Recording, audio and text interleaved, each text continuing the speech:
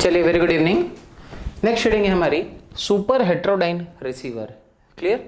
Heterodyne का word यहाँ पर मतलब है मिक्सिंग से। क्लियर? किसी चीज की मिक्सिंग हो रही है, किस चीज की हो रही है ये हम समझते हैं। क्लियर? आपके एंटीना से एक सिग्नल आया है ना, एंटीना सारे के सारे सिग्नल को रिसीव करेगा। क्लियर? एंटीना से सिग्नल जाएंगे आरएफ एम्पलीफायर में। क्लियर? आरएफ एम्पलीफायर एक रेडियो फ्रीक्वेंसी एम्पलीफायर होता है जो कि आपकी जितनी भी रेडियो फ्रीक्वेंसीज आ रही है उनको क्या करेगा, एम्पलीफाई करके रखेगा। क्लियर? यहां पर नेक्स्ट ब्लॉक लगा है मिक्सर का। क्लियर? चलिए, मिक्सर का हम फंक्शन समझते हैं। मिक्सर के अंदर दो चीजें लगी होती है। क्लियर?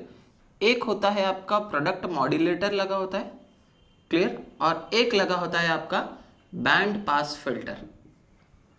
ये मिक्सर के अंदर इनबिल्ट होता है ना।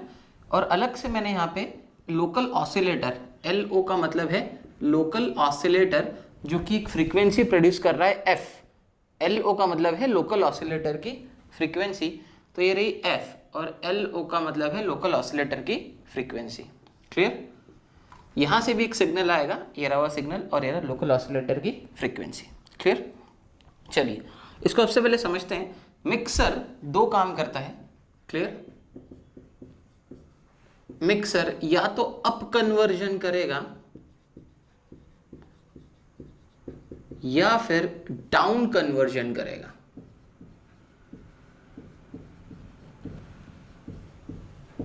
क्लियर? किसका? फ्रीक्वेंसी का। मिक्सर बेसिकली फ्रीक्वेंसी ट्रांसलेशन का काम करता है, या तो फ्रीक्वेंसी को बढ़ा देगा या फ्रीक्वेंसी को कम कर देगा। क्लियर? कैसे करेगा समझते हैं मैथमेटिकली। लोकल ऑसिलेटर एक सिग्नल प्रोड्यूस कर रहा है, सिर्फ फ्रीक्वेंसी लिखिए। एक्चुअल सिग्नल या तो कॉस का होगा या तो साइन का होगा, साइनसॉइडल सिग्नल। मैं उसका एक्चुअल सिग्नल लिख देता हूं कॉस ओमेगा LT। क्लियर? यहां से भी जो सिग्नल आ रहा है वो एक साइनसॉइडल सिग्नल ही होगा। मैं उसका नाम दे देता हूं cos omega ST। Product multiplier क्या करेगा, दोनों सिग्नल को मल्टीप्लाई करेगा, आउटपुट पे आएगा cos omega ST into cos omega LT। Clear? इसको अगर मैं 2 से मल्टीप्लाई कर दूं, 2 से डिवाइड कर दूं, तो formula 2 cos A cos B का लग जाएगा। तो मैं लिखूंगा 1/2 into 2 cos A cos B होता है cos of A plus B omega S plus omega L bracket के बाहर T plus A minus B, that is omega S cos of omega S minus omega L bracket के बाहर T। Clear? तो आप देख सकते हैं एक कॉस की फ्रीक्वेंसी यहां से आई, एक फ्रीक्वेंसी यहां से आई। प्रोडक्ट मल्टीप्लायर ने क्या करा, एक्चुअली दोनों सिग्नल को मल्टीप्लाई कर दिया। फिर हमने 2 से मल्टीप्लाई करा और 2 से डिवाइड करा, तो फॉर्मूला लगा 2 कॉस ए कॉस बी।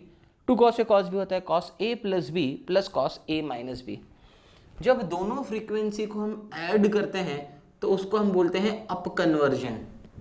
जब फ्रीक्वेंसी सब्सट्रैक्ट होती है तो उसको हम बोलते हैं डाउन कन्वर्जन। क्लियर है ना? ओमेगा S या ओमेगा L कोई सी भी फ्रीक्वेंसी बड़ी हो सकती है ना, यहाँ पे कोई इशू नहीं है अभी एट प्रेजेंट। तो मैं आपको बता दूं, इस वजह से मिक्सर दो प्रोसेस परफॉर्म करता है। एक प्रोसेस को हम बोलते हैं अप कन्वर्जन, दूसरे प्रोसेस को हम बोलते हैं down conversion. Typically band pass filter में हमने इस तरीके से फिल्टरिंग प्रोसेस अप्लाई करी है कि वो सिर्फ डाउन कन्वर्जन को पास करे, अप कन्वर्जन को वो पास ना करे। इस वजह से हमने क्या लगा रखा है, बैंड पास फिल्टर। क्लियर? हम चाहते हैं कि ये बैंड पास फिल्टर आउटपुट पर सब्सट्रैक्ट होने के बाद सिर्फ आउटपुट पर 455 किलो हर्ट्ज को पास करे। क्लियर? यहां से जो सिग्नल आ रहा है, लोकल ऑसिलेटर से जो सिग्नल आ रहा है, ये दोनों सब्सट्रैक्ट होंगे, है ना, मतलब मल्टीप्लाई होंगे मिक्सर में मल्टीप्लाई होंगे, एक अप कन्वर्जन होगा, एक डाउन कन्वर्जन होगा। तो डाउन कन्वर्जन के बाद जो बैंड पास फिल्टर से पास हो तो आउटपुट पर सिर्फ 455 किलो हर्ट्ज ही पास हो। इस तरीके से हमने बैंड पास फिल्टर को सेट कर रखा है। क्लियर? तो ये 455 किलो हर्ट्ज होती है इंटरमीडिएट फ्रीक्वेंसी।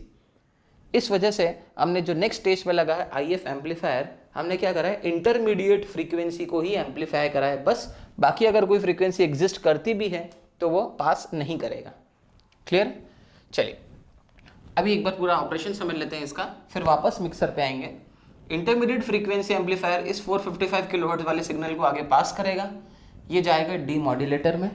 एएम सिग्नल किसी भी मेथड से डीमॉड्यूलेट किया जाता है, पर जो प्रेफर्ड मेथड होती है उसका नाम है एनवलप डिटेक्शन। क्लियर? उसके बाद एनवलप डिटेक्शन के बाद आपको यहां पर ऑडियो सिग्नल मिलेंगे। क्लियर? ये ऑडियो सिग्नल अब जाएंगे ऑडियो फ्रीक्वेंसी एम्पलीफायर में, ये इन सिग्नल्स को क्या कर देगा, बूस्ट अप कर देगा। क्लियर?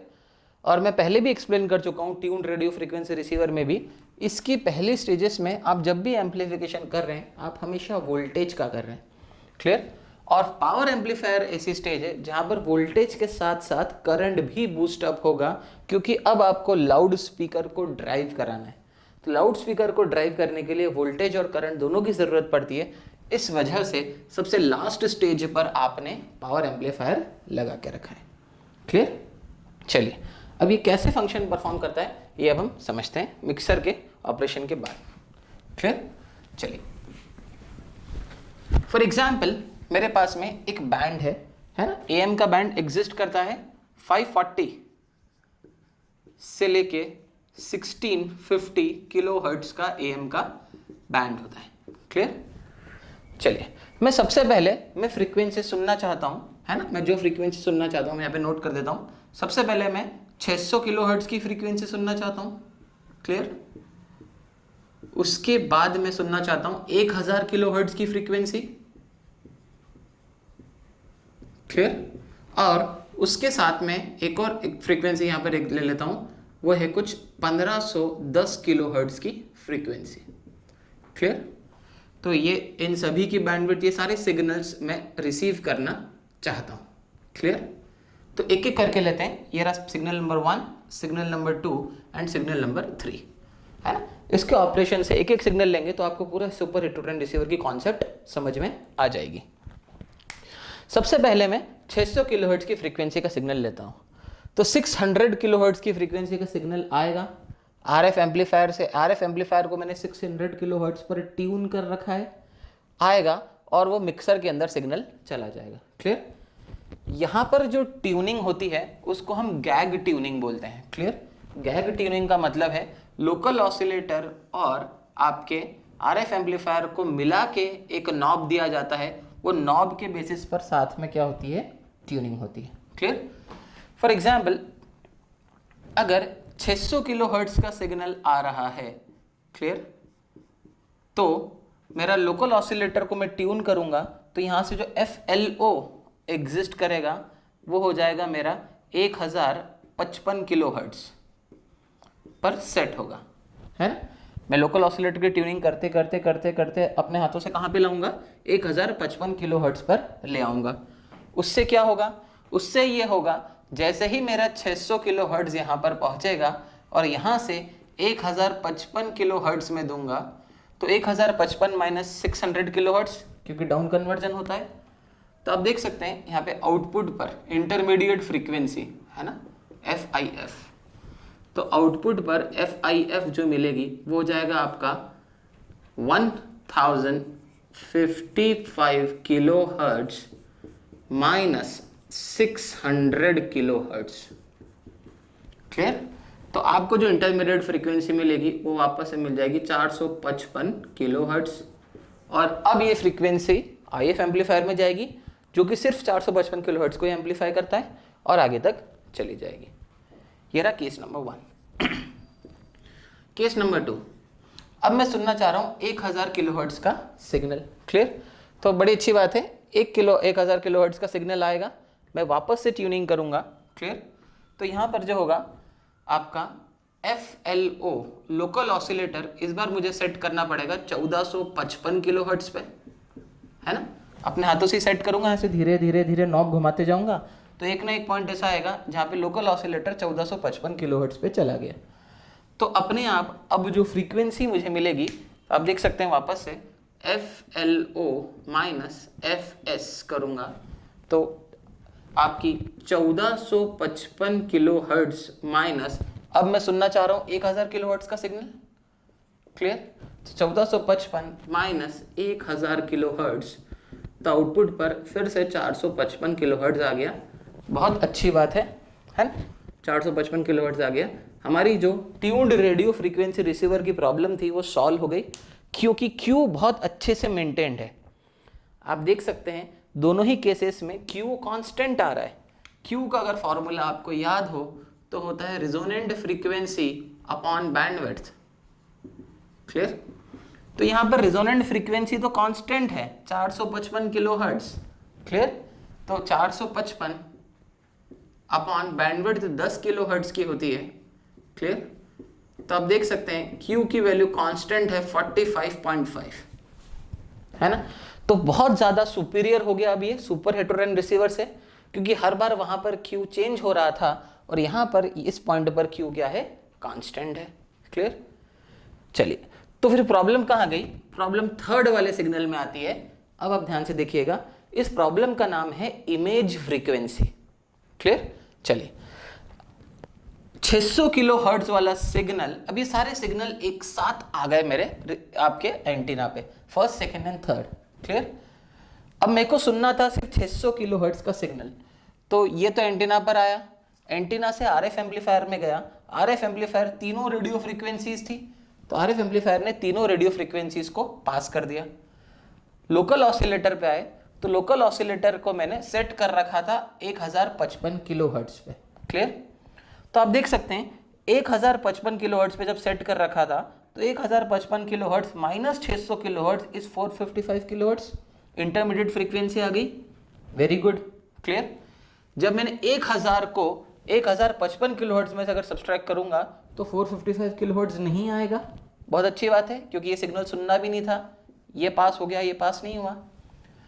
1510 किलो हर्ट्ज वाले को अगर मैं देखूं, तो आप देख सकते हैं लोकल ऑसिलेटर की फ्रीक्वेंसी अब है आपकी यहां पर 155 किलो हर्ट्ज। क्लियर? और जो सिग्नल आपके पास में आया है वो है आपके 1510 किलो हर्ट्ज का सिग्नल है। अगर आप देखें FLO माइनस FS अगर मैं परफॉर्म करूं, है ना, तो नेगेटिव वैल्यू, नेगेटिव फ्रीक्वेंसी कुछ नहीं होती है, क्योंकि cos of minus theta is cos theta, है ना। हमको आइडेंटिटी याद है, cos of minus theta is cos theta. Clear? तो अगर अब आप FLO माइनस FS करें, यानी कि 1055 किलो हर्ट्ज में से अगर मैं से 1510 सब्सट्रैक्ट करता हूं, तो फिर से मुझे 455 किलो हर्ट्ज ही मिल गया। क्लियर? तो आप देख सकते हैं रिसीवर पर जब मैं गाने सुनूंगा तो दोनों स्टेशन के गाने आपस में क्लैश हो जाएंगे, फर्स्ट स्टेशन और थर्ड स्टेशन के गाने, क्योंकि दोनों के दोनों लोकल ऑसिलेटर से सब्सट्रैक्ट होने के बाद एग्जैक्टली 455 किलो हर्ट्ज दे रहे हैं। क्लियर? तो 600 किलो हर्ट्ज आपकी एक्चुअल फ्रीक्वेंसी है और 1510 किलो हर्ट्ज आपकी इमेज फ्रीक्वेंसी है। तो super heterodyne receiver suffers from the problem of image frequency. Clear? आप चाहें तो इमेज फ्रीक्वेंसी का फॉर्मूला भी देख सकते हैं। इस फॉर्मूले से आप हमेशा याद रहेगा इमेज फ्रीक्वेंसी कैलकुलेट करना, FSI is equals to FS plus twice of IF। Clear? जहां पर FSI है आपकी इमेज फ्रीक्वेंसी, FS वो सिग्नल है, यहां से जो भी सिग्नल आ रहा है ना, 600 किलोहर्ट्ज की इमेज फ्रीक्वेंसी आप निकालना चाहते हैं तो FS की जगह 600 डाल दें, IF तो फिक्स है 455 किलोहर्ट्ज, तो 600 के बराबर इमेज फ्रीक्वेंसी आपको यहां से मिल जाएगी।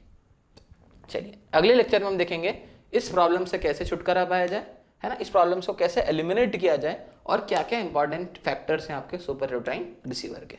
Thank you.